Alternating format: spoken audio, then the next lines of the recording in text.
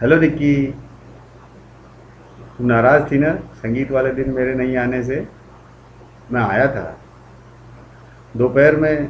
सारे इंतजामात करते समय माइक टेस्टिंग के दौरान एक छोटा सा प्रोग्राम करके दिखा रहा था जो गुड्डा और पिक्कू को बहुत पसंद आया और कहने लगे कि आपको ये प्रोग्राम आज फंक्शन में रिपीट करना है। मैं रूम गया, चेंज करके आया। वहाँ सब लोगों से मिल रहा था। एक तो वहाँ कुछ कुछ पर्सनल सा ऐसा हो गया था कि मैं चला आया था। दूसरा, दरअसल उस प्रोग्राम को करने से पहले मैं अपनी कुछ बात सब लोगों के साथ शेयर करना चाहता था।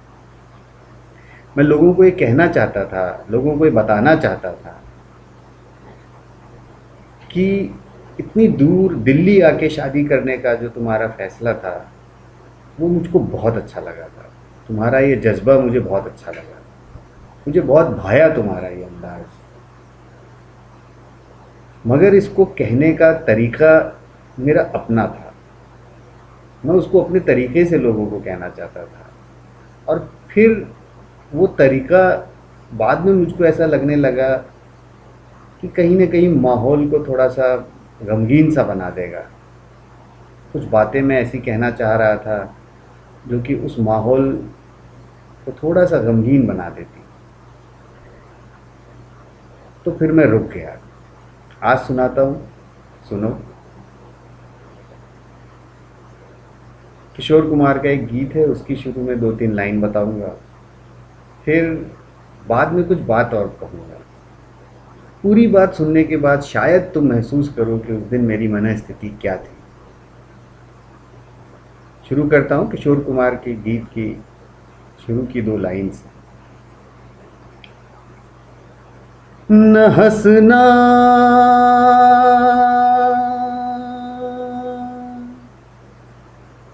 मेरे गम पे,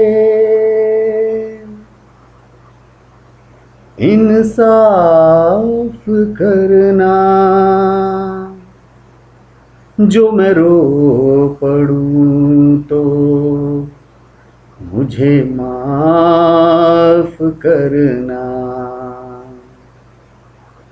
जब दर्द नहीं था सीने में तब खाक मज़ा था जीने में। जब दर्द नहीं था सीने में तब खाक मज़ा था जीने में। अब के शायद हम भी रोएं सावन के महीने में। जब दर्द नहीं था सीने में तब खाक मज़ा था जीने में। 7 समंदर दूर फैले इस परिवार की जड़ों में वो तमाम तरह के रिश्ते और नाते हैं जिनमें हम पल बढ़कर बड़े होते हैं। मगर पिछले कुछ सालों से कुछ रिश्ते छूट से गए हैं, कुछ रिश्ते बिखर गए हैं, कुछ टूट गए हैं और कुछ तो अब सिर्फ यादों में ही शेष रह गए हैं। देखो, सबसे पहले बड़े नाना, फिर उसके बाद सुनील मामा, सुनील मामा के बाद अररिया वाली नानी, फिर इधर गया वाली नानी, फिर नुतू मौसी, शांति मौसी का लड़का,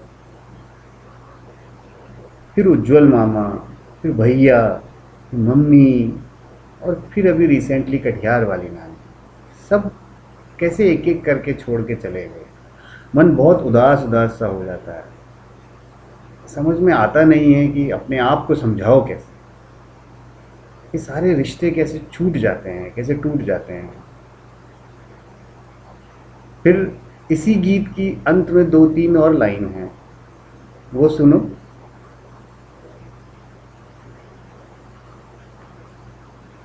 इस कदर प्यार तो कोई करता नहीं, मरने वालों के साथ कोई मरता नहीं।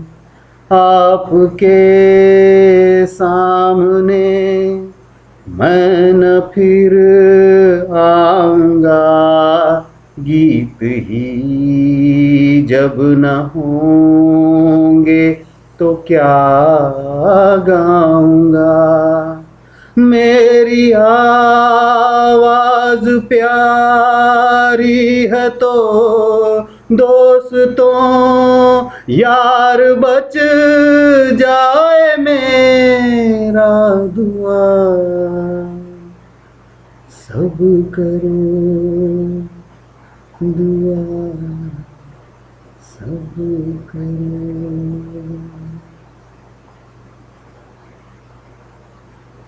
फिर पिछले कुछ दिनों, बीते दिनों फूलो नाना का अचानक एक दिन शाम को फ़ोन आया और समझाने लगे कि हमारी ज़िंदगी में सुखों और दुखों के कई टापू होते हैं और हम इन टापुओं में एक से दूसरे टापू, दूसरे से तीसरे टापू सफ़र करते रहते हैं और यूं ज़िंदगी का सफ़र पूरा होता है।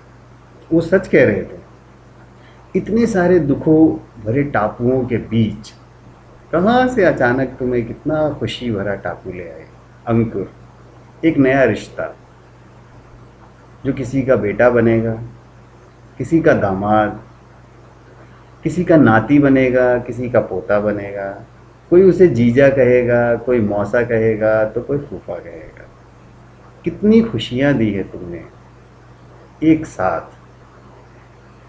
और तुम चाहती तो ये शादी अमेरिका में रहकर भी कर सकती थी, मगर तुमने ऐसा नहीं किया। तुम्हारा ये जज्बा, तुम्हारी ये सोच मुझको बहुत भाई।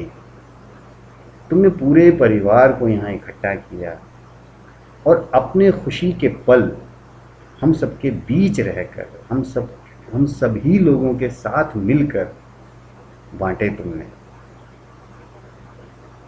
ये खुशियों से भरे पल जो बीत रहे हैं वो हमेशा मेरे दिल के करीब रहेंगे। तुमने हम सबका मान बढ़ाया है और विशेषकर मुझे अपनी इन खुशियों में शामिल किया है, और इसके लिए मैं तुम्हें कोई धन्यवाद नहीं दूंगा। मैं तुम्हें खूब लाड करूंगा। तुम खूब खुश रहो,